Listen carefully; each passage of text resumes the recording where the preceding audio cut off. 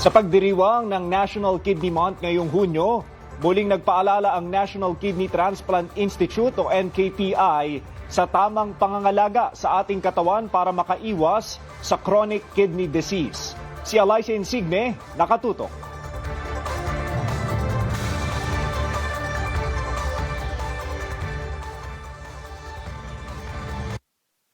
Soft drinks at chichirya.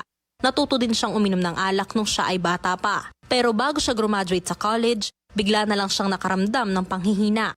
Meron na pala siyang stage 5 chronic kidney disease. Nagsimula ito nung kabataan ko pa na yung mga gawain ng mga karamihan sa kabataan ngayon na akala ko normal na isa rin pala nakasira sa kidney ko. Yung sakit kasi na CKD, sakit sa bato, hindi mo siya mararamdaman sa una eh. Biglang nagulat ako nung bigla ako nanghina, bigla ako nakaramdam ng mga sintomas, yun pala, end stage na. CKD stage 5 na at kailangan ko ng may emergency dialysis. Dahil sa kanyang sakit, huminto ang mundo ni Kyle. 3 beses sa isang linggo siyang nagdadialysis.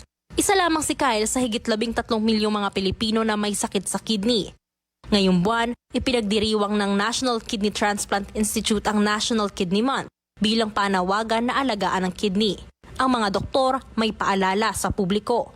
May mga senyales na kung saan makikita natin na nagkakaroon tayo ng panimula ng problema sa kidney, including yung mga may sakit sa hypertension, diabetes, yung mga sakit na lifestyle diseases na nakaka-lead papuntang kidney diseases.